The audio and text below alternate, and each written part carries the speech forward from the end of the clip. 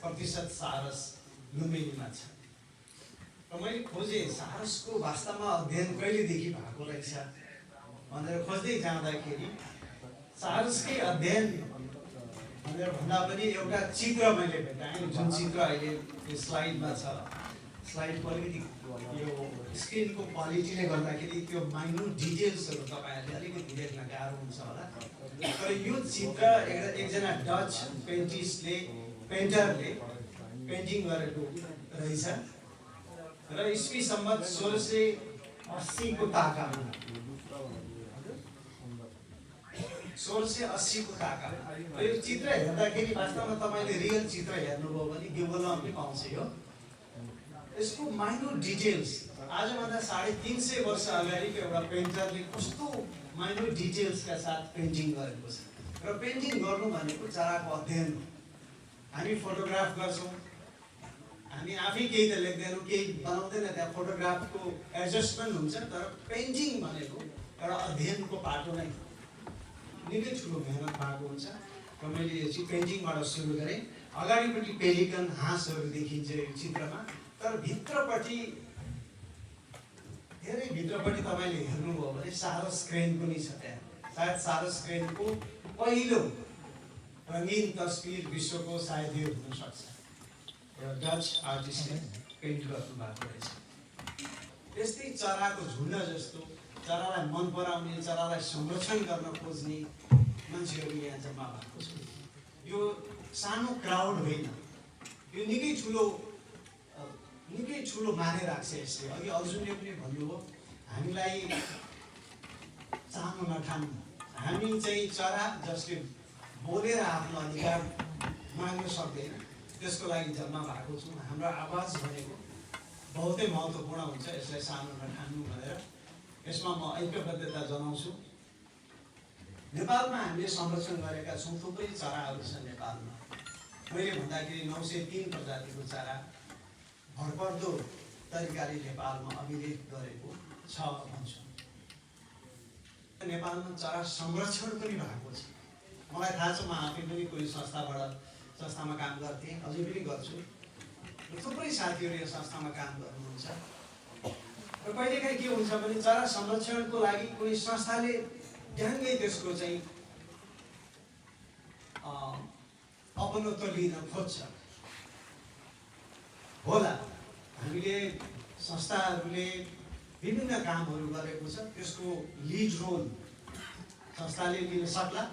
तर संस्थाले गरेको काममा कसले सहयोग पुर्याइरहेको छ त त्यो चरा संरक्षण गर्नको लागि त्यो हामीले बुझ्नु जरुरी छ। र हाम्रो नेपाली परम्परागत शैली जुन छ, चरालाई मान्ने शैली, धार्मिक, ऐतिहासिक, सांस्कृतिक, सामाजिक पक्ष जुन छ चरालाई भूमिका खेलेको हुन्छ, जुन हामीले वास्तवमा त्यसलाई उजागर गर्न सकेका छैनौँ। यो स्लाइडमा भएको एउटा गौँथलीको बच्चाहरू छ यहाँ। र गौँथली भन्ने बित्तिकै हाम्रो समाजमा के छ भने गौँथलीको गुण छ भने हामीले नष्ट गर्दैनौँ, गौँथलीलाई मार्नु हुँदैन भन्ने कुरा हामीलाई हाम्रो बाबुआमाले सिकाएको छ। त्यो हाम्रो परम्परागत शैलीबाट नै संरक्षण भइरहेको छ। कसैको घरमा गौँथलीको गुण छ भने कसैले पनि भत्काउनुहुन्छ जस्तो लाग्दैन। मलाई थाहा छ यहाँ हाम्रो इसानाजी बसिराख्नु भएको छ। म इसानाजीको एमएससी मैले पढेको थिएँ, उहाँको थेसिस, उहाँले यही गौँथलीको बारेमा अध्ययन गर्नुभएको। उपन्डोलको एउटा घर जहाँ चाहिँ त्यो व्यापारीले आफ्नो सम्पूर्ण सामानमा गौँथलीको विस्ताहरू हुँदाखेरि पनि त्यो गौँथलीलाई गुण लगाउन दिइ नै राखेन। त्यो व्यापारी भनेको त हामी तपाईँभन्दा ठुलो संरक्षण कर्मी रहेछ है भनेर हामीले त्यो एक्नोलेज गर्नुपर्ने अहिले पनि त्यतिकै जरुरी छ जति पहिला थियो। त्यो बहुत महत्त्वपूर्ण छ। अब यसो भन्दै गर्दाखेरि मैले अर्को स्लाइड देखाएँ। हामीले भर्खरै मात्र सरस्वती पूजा मनाएको छ। विद्याकी देवी सरस्वती, जसको वाहन यहाँ तस्बिरमा पनि देखिन्छ, सेतो हाँस। उहाँ सेतो हाँस चढ्नुहुन्छ, राजहंस चढ्नुहुन्छ। उहाँको छेउमा मुजुर हुन्छ, मुजुर पनि उहाँसँग एसोसिएटेड भएको चरा हो। र मुजुर भगवान कार्तिकको वाहन पनि हो। त्यस्तै हामी लक्ष्मी र लाटोकोसेरोलाई जोडेर हेर्छौँ। संवाहक जस्तो लक्ष्मीको संवाहक जस्तो, लक्ष्मीको वाहन जस्तो गरुड, हाम्रो धार्मिक ग्रन्थहरूमा गरुडको मेन्सन छ। जटायुले रावणले सीतालाई अपहरण गर्दा गर्दै कसरी युद्ध गर्यो जटायुले रोक्नको लागि। हामीले जटायु रेस्टुरेन्ट खोलेको छौँ, जटायु भल्चर रेस्टुरेन्ट माउलको पिछौलीमा। त्यही कामलाई चाहिँ हामीले हाइलाइट गर्नको लागि त्यो गरेको छौँ। हाम्रो धेरै कुराहरू छ जुन हामीले मानिआएका छौँ। त्यस्तै अब भारतवर्षमा मुगलको चरामा निकै ठुलो अध्ययन गरेका छन्। उनीहरूको अध्ययन धेरै जसो चाहिँ बाज फाल्कनरीमा केन्द्रित थियो। उहाँहरूको पालामा पनि सारसको पेन्टिङ भएको पाइएको छ। भनेपछि परम्परागत रूपमा गरिने संरक्षणको चाहिँ हामीले वास्तवमा बिर्सिनु हुँदैन। यो ठाउँमा सारस छन्, सारसलाई वास्तवमा समुदायले बचाएको छ। यहाँको समुदायलाई धन्यवाद दिनुपर्छ। हाम्रो प्रेजेन्स एकदम फितलो छ, पातलो छ र कम्युनिटीले गरेको कन्जर्भेसनलाई हामीले अझै क्रेडिट दिन पछाडि पर्नु हुँदैन जस्तो लाग्छ। अब ती त भए पुराना, हाम्रो अध्ययन त भएको थियो चरामा पहिला पनि। एउटा स्विडिस साइन्टिस्टबाटै सुरु हुन्छ। उहाँले बाइनोमियल नोमेनक्लेचरको प्रतिपादन गर्नुभयो। त्यो भनेको साइन्टिफिक नेम हो। साइन्टिफिक नेम भनेको नर्मली दुईवटा हुन्छ, एउटा जिनस एउटा स्पिसिज हुन्छ। उहाँबाट सुरु भयो। त्यो चाहिँ इस्वी सम्बत 1700 को उत्तरार्धमा सुरु भएको छ। धेरै लामो इतिहास रहेको छ, आधुनिक इतिहास। अब त्यो आधुनिक इतिहास हेर्दाखेरि विश्वमा कति चरा छन् त अहिले भनेर हेर्दाखेरि IUCN-ले 11,000 भन्दा बढी चराको विविधता विश्वमा छ। र त्यो अब यहाँ देख्न अलिकति अप्ठ्यारो पर्छ होला। ती चरामध्ये लगभग 13% चराहरू विश्वमै सङ्कटमा परेका छन् भनेर IUCN-ले आफ्नो वेबसाइटमा राखेको छ। अब नेपालको केसमा आउँदाखेरि मैले अघि पनि भने 903 प्रजातिका चराहरू नेपालमा हामीले भएका छन्। भरपर्दो स्रोतबाट साथीहरूले अरू नम्बर अरू सङ्ख्या दिनु सक्नुहुन्छ। 903 प्रजाति देखियो र ती 903 प्रजातिमा के छ त तिनीहरूको अवस्थिति नेपालमा भनेर हेर्दाखेरि लगभग 19 प्रजातिका चराहरू नेपालमा सङ्कटग्रस्त छन्। बाँकी चरा ठिकै छन्। 7% चराहरू सङ्कटमा आउन लागेको, 2% चराहरू नेपालको हामीले थाहा नपाएको त्यस्तो अवस्था पनि छ। केही साथीहरू आउनुभयो यहाँ चरा हेर्नुभयो लुम्बिनीमा। म पनि लुम्बिनीमा धेरै अगाडिदेखि चरा हेरिरहेको छु। उहाँले इमिडिएटली भन्नुभयो कि लुम्बिनीमा चरा घटेछ नि भनेर। चरा त वास्तवमा सबैतिर घटिरहेको छ। र यो हामीले होइन, WWF र ZSL मिलेर निकाल्ने द लिभिङ प्लानेट इन्डेक्स भन्छ, त्यसले पनि घटाएको देखाउँछ। विश्वमा 11,000 भन्दा बढी र नेपालमा 900 प्रजातिका चराहरू भनेपछि त्यो भनेको विश्वको 8% चरा नेपालमा अभिलेखीकरण भएको छ। सानो मुलुक जसले विश्वको 0.1% भूभाग पनि ओगट्दैन, त्यहाँ कसरी 8% चराहरू पाइन्छ?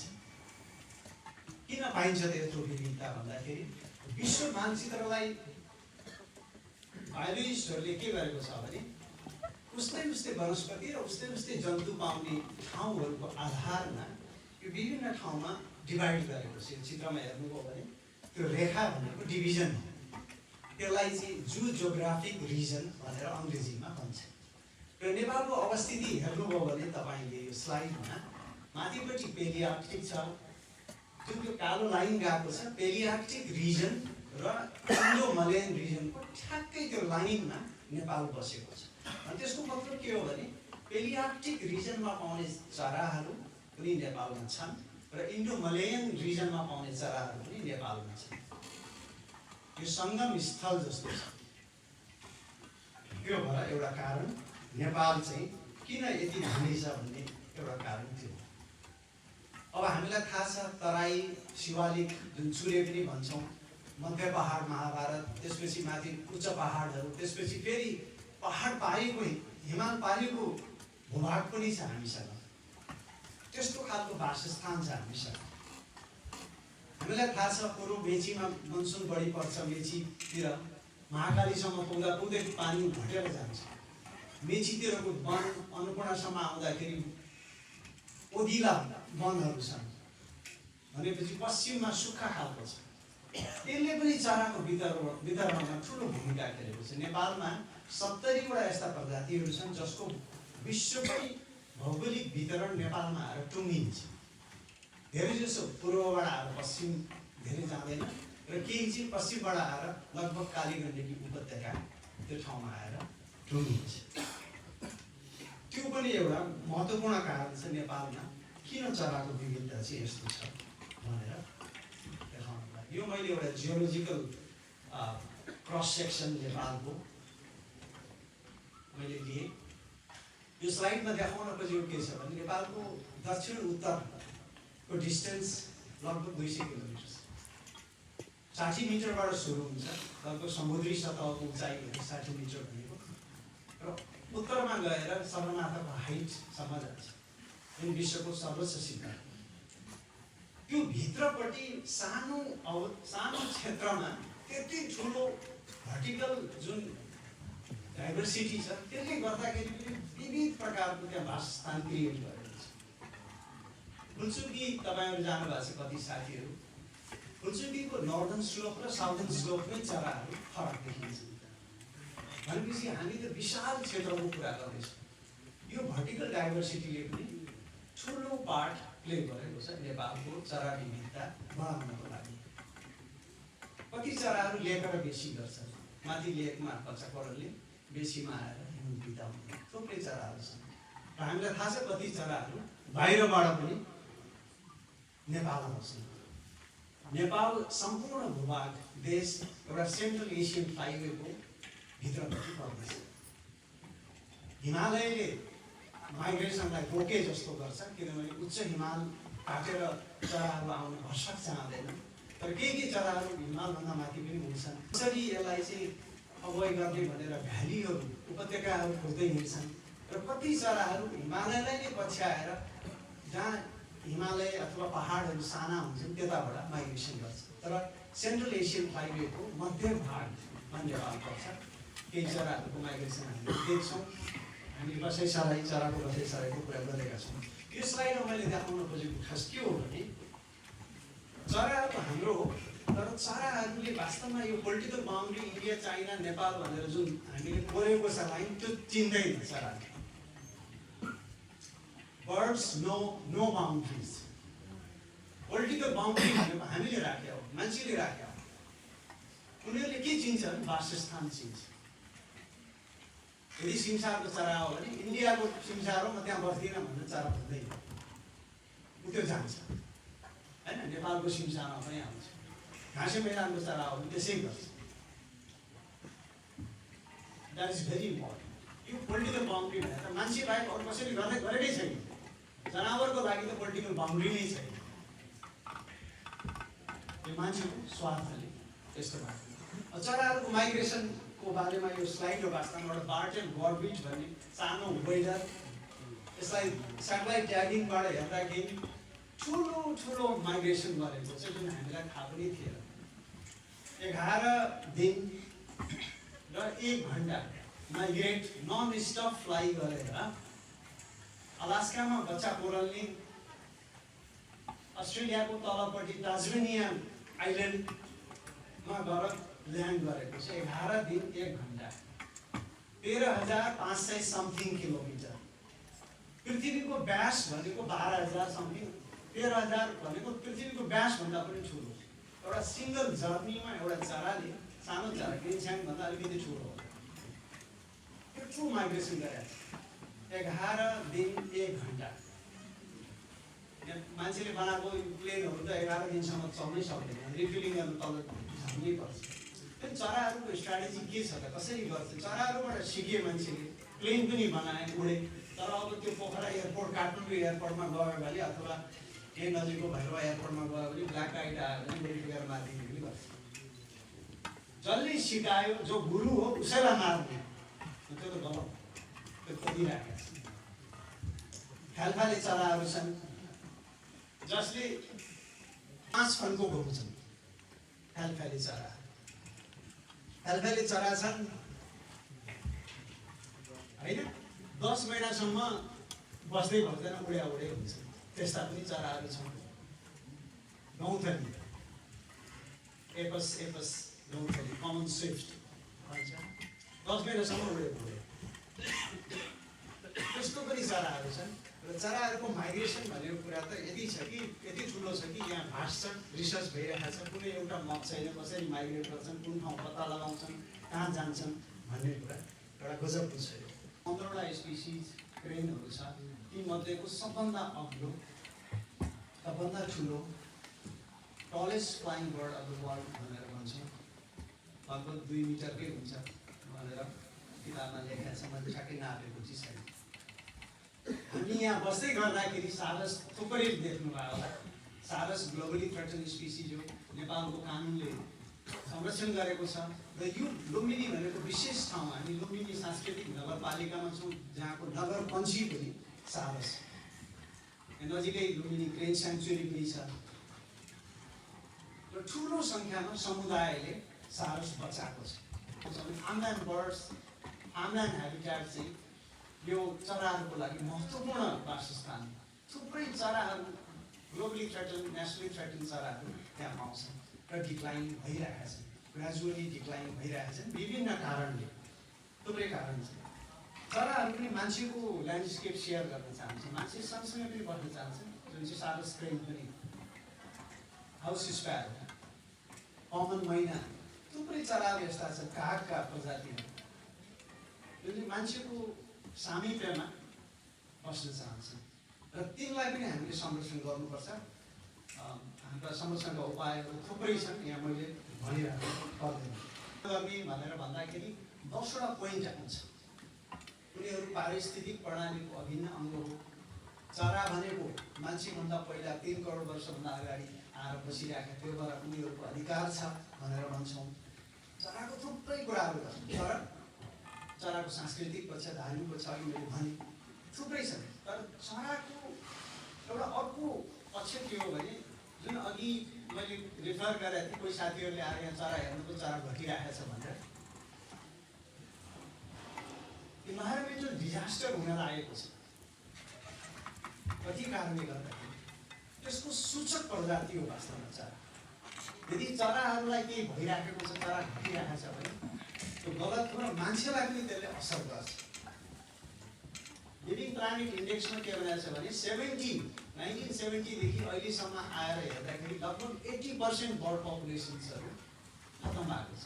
चराको प्रजाति छ, हामीले 80वटा चरा प्रजाति छ भनेर ठिक गर्छौँ होला, तर तिनको पपुलेसन त्यो घटेको छ। विविधता छ तर तिनको पपुलेसन एकदमै घटेको छ। त्यो नोट गरेको छ। र हामीले बेला युरोपमा गरेको स्टडी हो त्यो, धेरै जसो रेफरेन्स, तर हाम्रोमा पनि त्यो लागु नै हुन्छ। हामी नजिकै एउटा जगदीशपुर जलाशय भन्ने छ, जुन चाहिँ रामसार साइट पनि हो। पहिला छुट्टै एउटा आइबिए भनेर हामीले आइडेन्टिफाई पनि गरेका थियौँ। त्यो चराको लागि, पानी चराको लागि सबभन्दा महत्त्वपूर्ण ठाउँ, अझै पनि सबभन्दा ठुलो कम्प्लिकेसन त्यही हुन्छ। 3 वर्ष यस्तो थियो कि त्यहाँ 20,000 बढी चराहरू थिए। माथिपट्टिको स्पाइक तपाईँले देख्नुहुन्छ। 3 वर्ष 20,000 बढी चरा भएको एउटा मात्रै जलाशय कुन भन्दाखेरि जगदीशपुर। तर विभिन्न कालखण्डमा चराहरूको सङ्ख्या घटेको बढेको देखिन्छ। फिसरी, कमर्सियल फिसरी सुरु हो अर्ली मिड 2000मा, त्यसले चरा घटायो। त्यसपछि अख्तियार अनुसन्धान के छ, त्यो एउटा आयोग छ।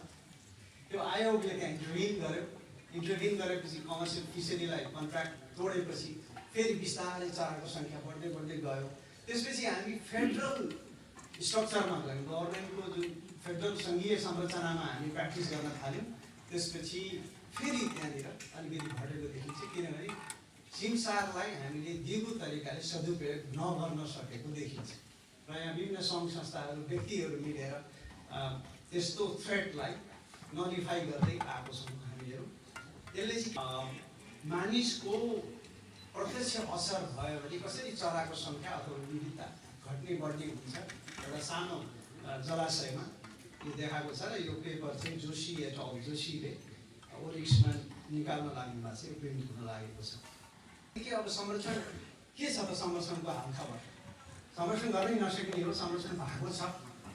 के छ त भन्दाखेरि नेपालमा सायद संरक्षणको चरा संरक्षणको इतिहासमा हेर्दाखेरि सबैभन्दा मोस्ट इम्प्याक्टफुल काम भनेको गिद्ध संरक्षणमा भएको छ र सबै जनताले गरेछ भन्ने कुरा अघि भयो। जनताको सहयोग छ तर यसमा अब अग्रणी संस्था पनि छ। बर्ड कन्जर्भेसन नेपालले ठुलो रोल खेलेको छ यसमा।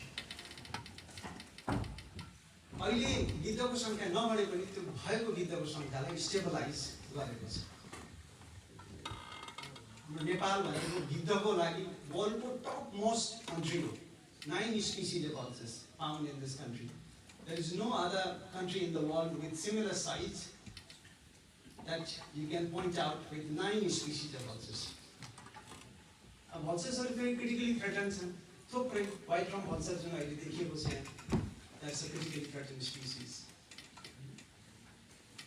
As common as vultures. In the 80s, when we heard it, we never took the numbers of the vultures because we thought that was too common to put the numbers. Without realizing that after 30 years that we come and we get excited to see a white-drum vulture. Just outside also we saw it out white-drum vulture. So conservation works. हामीले यदि के गर्यौँ भने conservation है हुन्छ भन्ने कुरा नेपालबाटै साबित भएको छ र थुप्रै यसमा कामहरू भएको छ।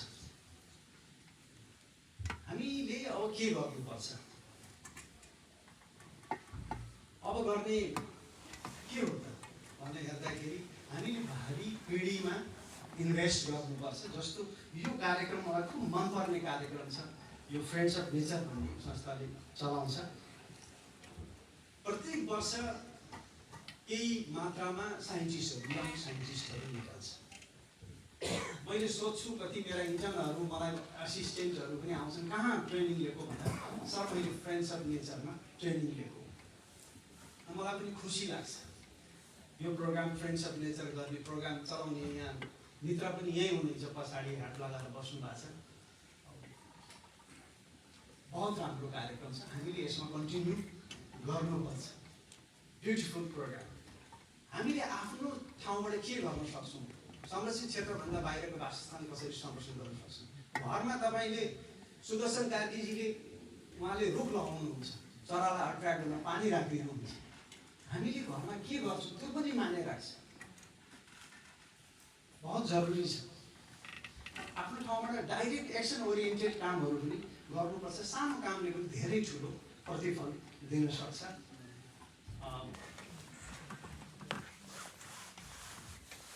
यो ठाउँ मलाई एकदम मनपर्ने ठाउँ छ, दिव्यनगर फार्मल्यान्ड। हामी सबैजना जान्छौँ, चरा हेर्छौँ, वाह गर्छौँ। तर हामीलाई के थाहा हुनुपर्छ भने यो वाह गर्दा गर्दै एक दिन गयो भन्नुपर्ने हुन्छ। समय भनेको हामीलाई पर्खेर बस्दैन। हामीले केही गर्न सकिन्छ भने इन्डिभिजुअल लेभल, संस्थाको लेभल, जहाँबाट भए पनि यस्ता ठाउँहरू, यो त एउटा रिप्रेजेन्टेटिभ साइट मात्रै हो, थुप्रै ठाउँहरू छ नेपालमा यसलाई संरक्षण गर्ने।